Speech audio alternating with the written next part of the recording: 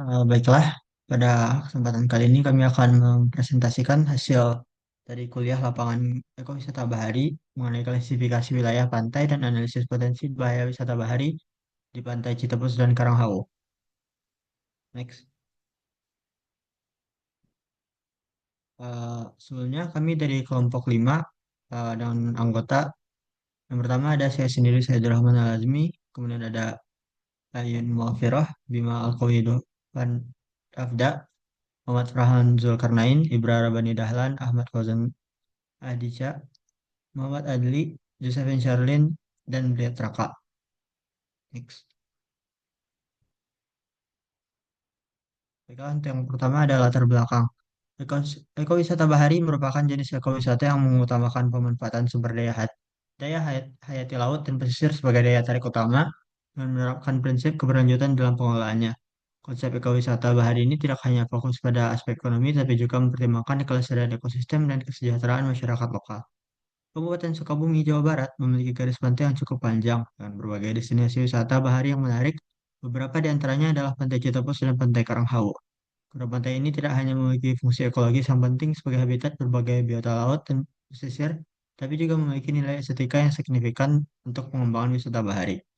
Pengelolaan ekowisata bahari yang berkelanjutan harus mempertimbangkan pelestarian lingkungan, alam dan budayanya, serta melaksanakan usaha yang secara ekonomi dapat dirasakan oleh masyarakat lokal secara berkelanjutan. Dengan demikian, perlu dilakukan penelitian kesesuaian untuk pengelolaan wisata bahari yang aman dan berkelanjutan di Pantai Citepus dan Pantai Karahau sebagai upaya optimalisasi potensi ekowisata bahari di Kabupaten Sukabumi. Kemudian tinjauan pustaka yang pertama yaitu ekowisata bahari, di mana itu adalah suatu bentuk kegiatan pariwisata yang dilakukan di wilayah pesisir dan lautan dengan tujuan menikmati keindahan alam serta keunikan budaya masyarakat sekitar tanpa merusak lingkungan dan sekaligus memberikan manfaat ekonomi bagi masyarakat lokal. Kemudian ada juga analisis potensi. Di sini tuh adalah seluruh sumber daya dan kondisi di suatu lokasi yang dapat dikelola dan dimanfaatkan untuk menunjang pengembangan pariwisata. Analisis potensi pada wisata bahari berfokus pada tiga aspek utama, yaitu kualitas estetika, klasifikasi wilayah, dan faktor risiko bahaya. Kualitas estetika ini pada pantai adalah daya tarik visual dan sensorik yang membuatnya indah. Ini mencakup keindahan alam, baik air, pasir, batuan, dan vegetasi, pemandangan matahari, dan suasana tenang. Kebersihan juga krusial. Singkatnya ini adalah perpaduan alam dan suasana yang memukau. Terus juga ada kelas wilayah. Kami menggunakan metode Walros, di mana Walros adalah metode klasifikasi yang membagi peluang rekreasi menjadi 6 kategori dari alami hingga berkembang. Tiap kategori ini menjelaskan kombinasi aktivitas, lingkungan, pengalaman, dan manfaat. Kemudian potensi bahaya. Meskipun menawarkan keindahan laut dan pesisir, daerah wisata pantai memiliki sejumlah potensi bahaya bagi pengunjung dan masyarakat. Tinjauan pustaka yang berikutnya adalah skala Likert. Skala Likert tersendiri itu merupakan suatu metode untuk melakukan pengukuran dan atau penilaian terhadap suatu objek, tempat, atau peristiwa melalui persepsi seseorang. Lalu kemudian ada CSES atau Coastal Scenic Evaluation System. Coastal Scenic Evaluation System ini merupakan sistem penilaian yang digunakan untuk melakukan penilaian terhadap keindahan visual dan estetika suatu wilayah pantai dan kawasan pesisir secara sistematis dan juga objektif. Lalu selanjutnya, untuk daerah pengamatan kami terletak di Pantai Citepus dan Pantai Karanghawu yang secara administratif berada di wilayah Kabupaten Sukabumi, Jawa Barat. Kedua lokasi ini memiliki bentang alam pesisir yang khas dengan kombinasi antara pantai berpasir dan singkapan batuan vulkanik serta sedimen yang dapat diamati secara langsung. Metode pengambilan data yang digunakan dalam kegiatan saat ini adalah menggunakan metode pengamatan langsung di lapangan. Yang pengamatan ini dilakukan secara sistematis terhadap objek, fenomena, dan kondisi lokasi yang telah ditentukan, yaitu di sekitar Pantai Karanghawu dan Pantai Citepus, Kabupaten Sukabumi. Selama proses pengamatan, dilakukan pencatatan dan pendokumentasian secara rinci, baik melalui catatan lapangan maupun pemotretan kondisi sekitar pantai. Dokumentasi akan digunakan untuk melakukan analisis lebih lanjut. Oke, selanjutnya untuk metodologi itu adalah Coastal Scenic Evaluation atau CSS dikembangkan oleh Ergin et al. Dengan pendekatan logika fusi yang mekanismenya itu menggunakan 26 parameter, 18 fisik, warna pasir, kejadian air, vegetasi, dan lain-lain, dan 8 manusia seperti sampah, infrastruktur, dan kebisingan. Untuk penilaiannya ada di skala 1 sampai 5 dan untuk tujuannya untuk mengevaluasi objektif daya tarik pantai dan mendukung manajemen pesisir berbasis data. Kedua, itu skala Likert itu untuk keterangannya digunakan untuk mengukur sikap, persepsi, dan kepuasan. Skala penilaiannya, skala penilaian secara umum itu ada 1, tidak setuju, sampai dengan 5, itu sangat setuju.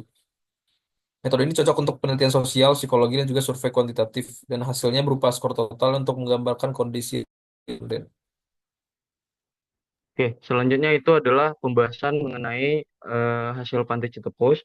Yang pertama itu adalah dilakukan perhitungan dari skala Likert, yang mana itu rumusnya adalah dari total skor itu dibagi Y dikali 100. Nah, untuk Y ini adalah skor tertinggi yang digunakan, kemudian dikali dengan jumlah responden. Nah, untuk data kami ini, skor tertingginya itu adalah digunakan skala 5, dan untuk respondennya ada 9 orang. Nah, kemudian hasil Likert ini dari dari parameter 1 sampai 26 itu akan dibagi dua parameter. Itu ada parameter fisik dan juga parameter manusia.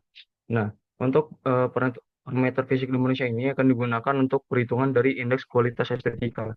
Nah, untuk parameter fisik itu terlihat pada parameter 1 sampai 18, dan parameter yang berpengaruh adalah skor rata-rata per parameter untuk parameter fisik, kemudian bobot parameter dan kualitas data. Kemudian eh, dari perhitungan itu didapatkan parameter fisik ini nilainya di 1,82.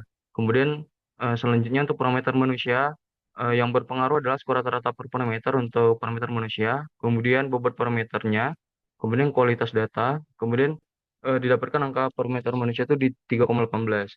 Nah, kemudian dilakukan perhitungan dan didapatkan indeks kualitas estetika itu di angka 2,33. Next. Selanjutnya untuk Pantai Karanghawu juga dilakukan metode yang sama, dilakukan perhitungan skala Likert terlebih dahulu, kemudian dilakukan perhitungan dari indeks kualitas estetika dengan melibatkan parameter manusia dan parameter fisik, dan didapatkan angka itu di 1,99. Ya, berikutnya merupakan grafik Euclidean di mana kita sudah mengetahui bahwa dari faktor manusia dan faktor fisik dapatkan pada Pantai Citepus itu memiliki estetika yang sedang, sementara untuk yang Karanghawu itu memiliki estetika yang sangat rendah. Boleh di next. Nah, terdapat analisis dari Pantai Citepus itu sendiri. Yang pertama, terdapat kondisi aktual dan parameternya. Kita sudah tahu di metodologi terletak di tepi Jalan Raya Cisolok sampai Pelabuhan Ratu. Kita tahu sendiri aksesnya itu sangat mudah dilalui, lalu memiliki garis pantai lebih dari 3 sampai 5 kilometer, memiliki tekstur pasir yang hitam dan kasar, dan memiliki kontur yang landai gitu dan sangat aman. Lalu kita bisa melihat ombak besar yang cocok untuk selancar ringan dan bermain air. Terdapat fasilitas seperti warung, toilet, parkir, tetapi memiliki kebersihan yang kurang optimal, seperti mikroplastik.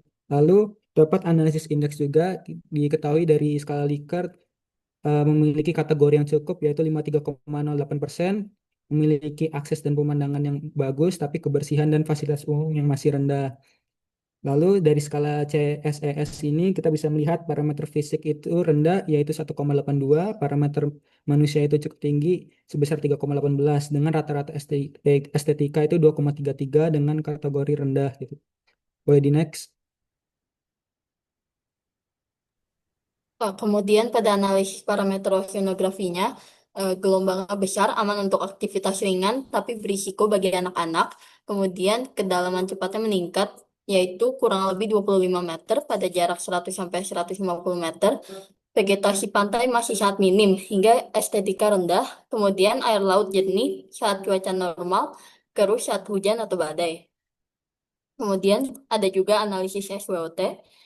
Untuk kekuatannya itu lokasinya strategis, panorama indah, populer, dan juga tersedia fasilitas dasar. Kelemahannya sampah masih berserakan dan kualitas fasilitasnya masih rendah. Peluangnya dapat ditambah atraksi, promosi digital, dan juga adanya perbaikan sarana. Ancamannya ada tsunami, rip current, dan abrasi pantai. Untuk potensi bencananya ada zona subduksi, sehingga rawan tsunami dan arus balik atau rip current, abrasi akibat ombak besar, dan kurangnya vegetasi. Dan untuk mitigasinya bisa dengan penanaman vegetasi, pemberian papan informasi, jalur evakuasi, dan juga pelatihan masyarakat, serta early warning system. Next. Kemudian untuk analisis Pantai Karanghawu, kondisi aktualnya itu terletak di Sukabumi seperti yang sudah kita ketahui. Kemudian ciri khasnya ada tebing batu vulkanik, batuan besar, dan juga kontur bertingkat.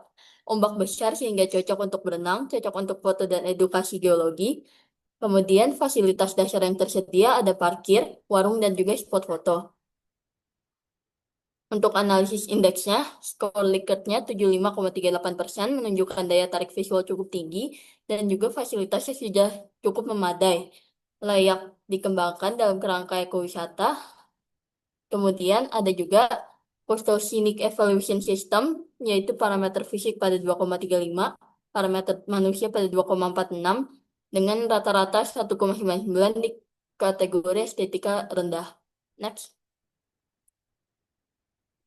Kemudian untuk analisis parameter oceanografinya sendiri itu gelombang besar, aman untuk aktivitas ringan namun berisiko bagi anak-anak, vegetasi pantai sangat minim. Kemudian analisis SWOT-nya bentang alamnya unik, adanya tebing batu vulkanik dan karang yang menjorok ke laut, sehingga sangat fotogenik. Kemudian kelemahannya ada ombak besar dan arus kuat, sehingga pantai ini tidak aman untuk berenang. Untuk opportunity ya, pantai potensi ini besar untuk dikembangkan sebagai destinasi wisata dan edukasi lingkungan. Kemudian ada juga ancaman abrasi dan tsunami karena lokasi berada di zona subduksi aktif. Potensi bencana yang ada itu sama seperti tadi, ada zona subduksi, ada abrasi, dan mitigasinya bisa dengan penanaman vegetasi. Next. Oke, selanjutnya untuk kesimpulan.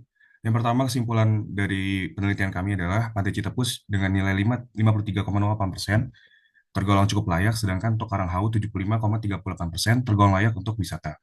Estetika keduanya masih rendah, untuk Citepus 2,57 dan Karanghawu 1,99, mencerminkan kurangnya aspek visual dan infrastruktur, namun daya dukung keduanya masih memadai jika disertai peningkatan kebersihan, sarana umum, dan penataan berkelanjutan.